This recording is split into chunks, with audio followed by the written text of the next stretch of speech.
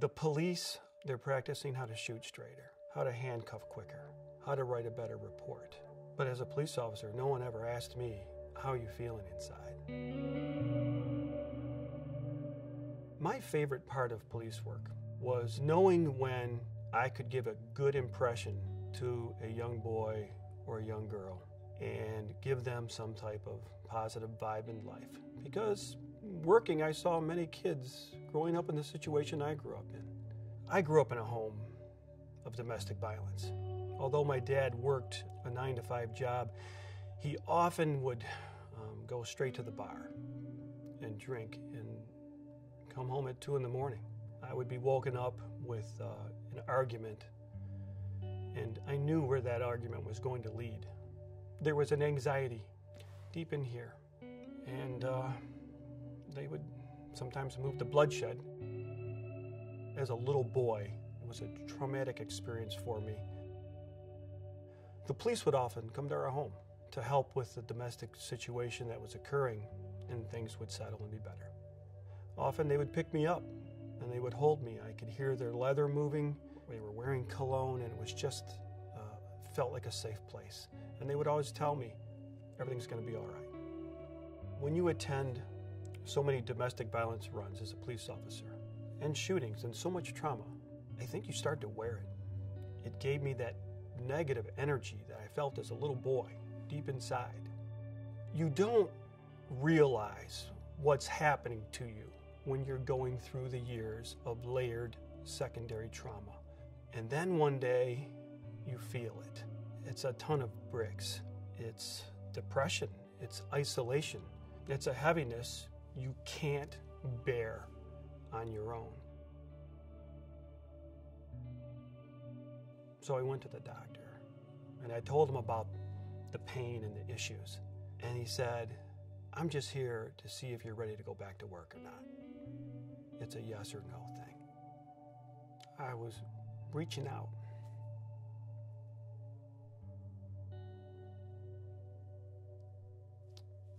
I needed help.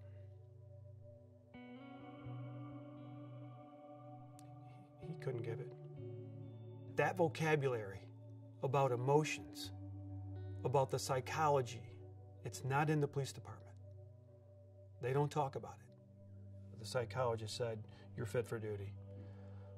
But I knew inside I wasn't. I was sitting in my house, staring at the wall every day for hours. I was withdrawing from all my relationships, from my 5 sons.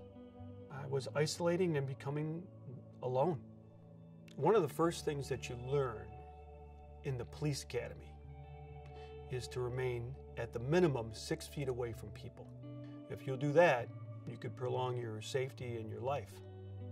Unfortunately, I think that 6 feet away, in my isolation and my depression, bled into my relationships. I didn't know how to get back close to people again. I had no idea. And I prayed about it. What do I need to do to make that bridge to get back to people? I don't know.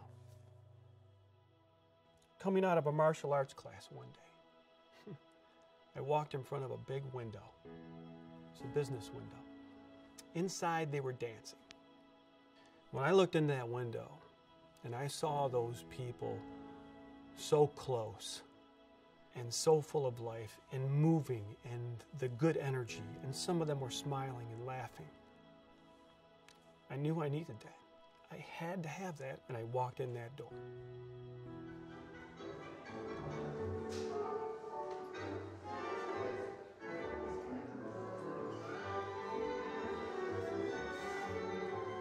I have never danced in my life. I grew up as a Polish Catholic kid, and we did a little bit of polka at the weddings, but I've never danced before. Argentine Tango got me off the couch and out of the house, spending an hour to 2 to 3 hours with people in an embrace. It's chest to chest. It's basically a hug. It's stepping up to your partner. You meet, you breathe, you connect. Even if you make a mistake in the dance, you have that soul connection with the person you're dancing with. It's all okay. Argentine Tango is not just a dance. You definitely inherit a community of dancers, of supporters, of energy, of just love, and more like an atmosphere and a lifestyle. Every time you go for a dance, you're going to hug someone, and you have to come in with good energy, positive energy, and willing to kind of share your soul with that person.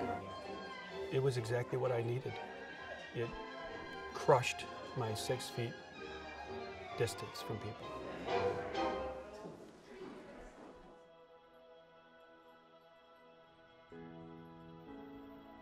Inside of 2 weeks of dancing,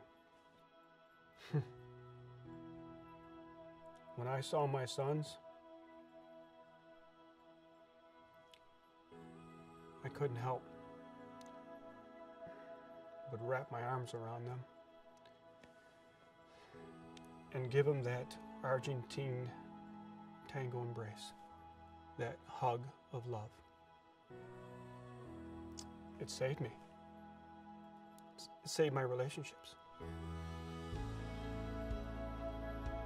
When one's in depression, everything shuts down, including the body. You need to keep moving, no matter what your age. And you don't have to dance. You can find other ways to move. Argentine Tango got me out moving my body, moving my mind. Dance has been one of my major therapies. It was a saving grace to me. I want to get a story of hope and help out to those that need it.